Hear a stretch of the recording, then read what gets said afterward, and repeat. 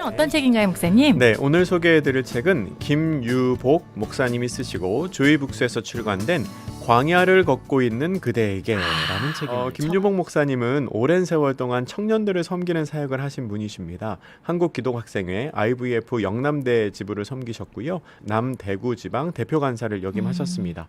2001년도에 대구에서 기쁨의 교회를 개척해서 지금까지 섬기고 계시고요. 청년과 다음 세대들에게 복음을 전하며 함께 하나님 나라 공동체를 세워가는 사역에 많은 관심을 가지고 계신 목사님이십니다. 책 제목이 광야를 걷고 있는 그대에게인데요. 네.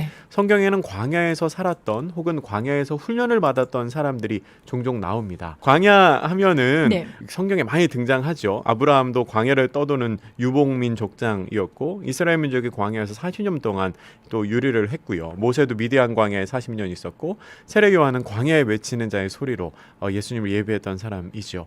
그리고 광야하면 빼놓을 수 없는 사람이 바로 이 다윗이라는 사람인데요. 사실 왕으로 기름 부음을 받았지만 사울을 피해서 정말 광야에서 목숨을 건 도망자 생활을 오랫동안 했습니다. 그러면 성경 말고 지금 이 시대에 광야를 걷고 있는 사람들은 누구일까? 네. 개인적인 어려움 중에 계신 분들 다 광야를 걷고 계시겠지만 특별히 김유복 목사님은 이 시대를 살아가는 청년 그리스도인들을 주목합니다. 네. 청년 그리스도인들이 정말 이 시대에 광야를 걷고 있는 사람들이다라고 말하면서 서문에서 이렇게 말씀하시더라고요. 다윗이 사울에게 쫓기며 살아야 했던 광야는 오늘날 청년 그리스도인들이 살아가야 하는 자본이 지배하는 세상과 참 많이 닮았다. 오늘날의 청년 그리스도인들도 다윗이 살았던 광야의 삶과 다를 바 없는 거칠고 모진 세상을 살아가고 있다. 그러나 다윗이 그러했듯이 세상이라는 광야에서 쫓기듯 치열한 삶을 살아야 하는 청년 그리스도인들은 광야에 버려진 것이 아니다. 다윗이 광야를 통해서 이스라엘의 진정한 왕이 된 것처럼 지금도 하나님께서는 다음 세대를 이끌 리더를 광야를 보내서 훈련을 시키십니다. 반대로 말하면 하나님이 광야로 보내시는 사람, 지금 광야를 걷고 있는 그 사람이 바로 교회와 하나님 나라의 희망이라는 겁니다. 왜냐하면 그 광야에서 훈련을 받고 하나님이 들어서 사용하시게 될 테니까요. 김유복 목사님은 광야를 걷고 있는 청년 그리스도인들이 이 사실을 꼭 알기를 원한다라고 하면서 이 책을 쓰셨습니다. 이 책은 광야에서 왕으로 세움받은 사람 다윗의 일대기를 중요한 사건들을 통해서 살펴보는 책인데요. 사무엘상부터 사무엘하까지 이어지는 다윗의 삶을 중요한 장면들을 통해서 이렇게 살펴봅니다. 네. 다윗은 우리 아는 것처럼 참 드라마틱한 삶을 산 사람이지요. 집에서도 잘 인정을 받지 못했던, 그래서 모든 아들을 다 불러와라 사무엘이 얘기할 때 아들 아닌 것처럼 밖에서 양을 치고 있던 그런 사람이었고요. 그런데 그럼에도 하나님이 주신 지혜와 용기로 골리앗을 쓰러뜨렸고 또 사울의 사위가 됐지만 사울의 질투를 사서 목숨의 위협을 받고 광야로 나갔고 결국에 이스라엘의 왕이 됐지만 부하의 부인을 탐하기도 했고 또 아들의 반역을 경험하기도 했던 그런 사람입니다.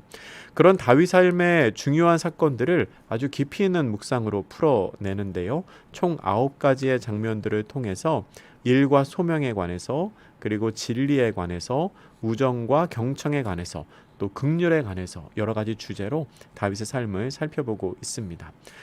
제가 이 책 내용 직접 한번 읽어드리도록 할게요.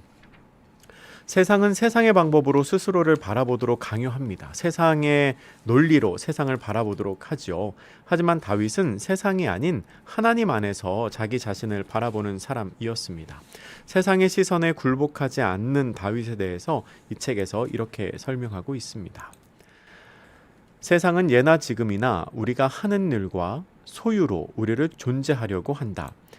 고대 세계에서 육체 노동을 하는 이는 노예들이었고 통치하는 이들은 신의 형상으로 자처한 왕족이었다. 중세에 이르러서는 사람들이 하는 일을 따라 신분이 정해졌다. 근대에 들어서도 사정은 달라지지 않았다. 땅이나 자본이 없는 사람은 자본가에게 예속된 삶을 살아갈 수밖에 없다. 결국 자본가에게 선택된 대기업 정규직이나 전문직과 선택되지 못한 비정규직, 실직자, 취업준비생, 아르바이트생 등 이룬 자와 이루지 못한 자, 가진 자와 갖지 못한 자로 분류되는 것이다. 이러한 세상 속에서는 사람들에게 휘둘리기 십상이다. 세상이 취급하는 대로 스스로를 하찮은 존재라고 믿어버리는 것이다. 다윗 역시 하찮은 일이나 하는 사람으로 취급받았다. 그러나 다윗은 자신을 하찮게 취급하는 사람들의 시선에 굴복하지 않았다. 다윗은 자신의 가능성을 사람들의 관점에 맞추어 제한하지 않았다. 다윗이 그렇게 맞설 수 있었던 것은 그가 세상이 아닌 하나님 안에서 자신을 바라보았기 때문이다.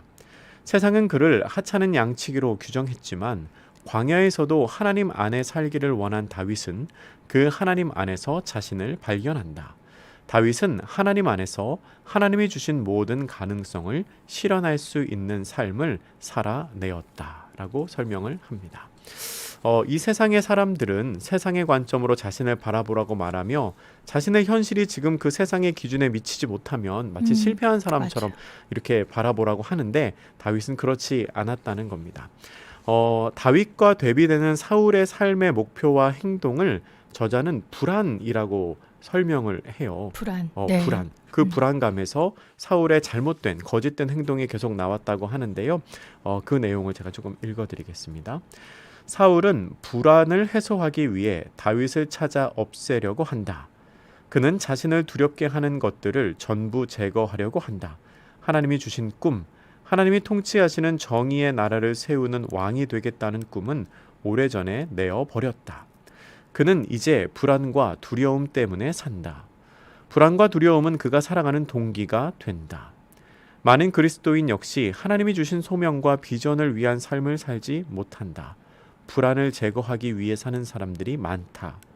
많은 사람이 불안해하는 이유는 사울의 그것과 별반 다르지 않다. 사랑받지 못할 것에 대한 불안, 미래에 대한 불안, 홀로 남겨질 것에 대한 두려움, 가난과 질병 같은 것들이 우리를 불안하고 두렵게 만든다. 많은 이가 자신도 깨닫지 못한 채 꿈을 쫓기보다 불안을 제거하는 것을 삶의 목표로 삼는다. 당신이 살아가는 동기가 무엇인가? 당신이 지금 그것을 선택하고 또 그렇게 살아가는 이유는 소명 때문인가? 아니면 불안함 때문인가? 소명을 이루는 것이 아니라 불안과 두려움을 해소하기 위해 살아가고 있지는 않은가? 라고 우리를 향하여 질문을 합니다. 한 구절만 더 읽어드리면요. 세상으로부터 승리하는 방법은 창조적인 상상력을 가지는 것이다 라고 설명을 하면서 다윗이 골리앗과 싸워 이길 때의 장면을 이야기를 해요. 세상은 규정을 해놓고 질서를 정해놓고 그 안에 들어와서 싸우기를 원하지요. 골리앗과의 싸움도 마찬가지였습니다. 골리앗이라는 사람, 그가 생각하는 방법으로는 이길 수 없는 싸움인데 다윗은 스스로 싸움의 규칙을 정했다고 말하면서 이렇게 설명을 합니다. 사울과 이스라엘은 골리앗이 정한 싸움의 규칙 너머를 상상하지 못했다. 그러나 다윗은 골리앗의 덩치는 물론이고 골리앗이 정한 전장의 규칙에도 지배당하지 않는다. 그는 골리앗에게 마음을 빼앗기지도 않았고 골리앗이 정한 규칙에 불복하지도 않았다. 그는 승리의 길을 모색했고 창조적인 방법으로 싸웠다 라고 말하면서 한국교회 요새 부정적인 관점들, 비판들이 많은데 과연 우리가 어떻게 싸워 이길 수 있을까를 이렇게 설명합니다. 네. 새로운 일을 시작하려면 새로운 상상력이 필요하다. 다윗이 골리앗과의 싸움에서 마음을 빼앗기지 않을 수 있었던 것은 그의 일상을 통해 기도하고 노래하며 묵상하고 찬미하는 가운데 믿음의 상상력이 있었기 때문이다. 맞아. 세상에 압도당하지 않고 하나님께 사로잡혀 거룩한 승리를 꿈꿀 수 있는 사람이 승리할 수 있다. 나는 이기고 싶다. 어둠을 이기고 빛을 감추고 탐욕으로 찌든 이 세상에 진짜 교회를 세우고 싶다 하면서 네. 우리가 과연 이길 수 있을까? 소년 다윗은 이겼다라고 말합니다. 아멘. 네. 제가 이 책을 읽으면서 느낀 점이 있는데요. 이 책 읽으면서 참 좋았습니다. 네. 소개하고 싶은 부분이 많더라고요. 다른 분들에게 읽어주고 싶은 부분이 참 많았습니다. 시대와 상황을 보는 날카로운 안목이 책 안에 있고요. 또한 그것을 말씀 안에서 해석하는 통찰이 있습니다.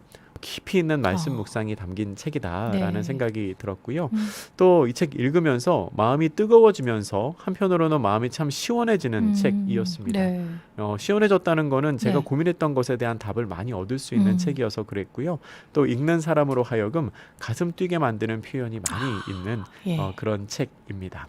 마지막으로 이런 분들에게 추천합니다. 청년 사역을 하시는 사역자분들 계시다면 이 책 꼭 읽어보시면 좋겠어요. 청년 사역하시는 분들. 네. 그리고 삶의 어려움에 정말 끝이 보이지 않고 그 어려움의 이유를 모르겠다. 내가 정말 광야를 걷고 있는 것 같다라고 생각되시는 분들이 있다면 이 책 읽어보시면 많은 도움이 되실 것 같습니다. 조이북스 출판이 됐습니다. 김유복 목사님의 광야를 걷고 있는 그대에게.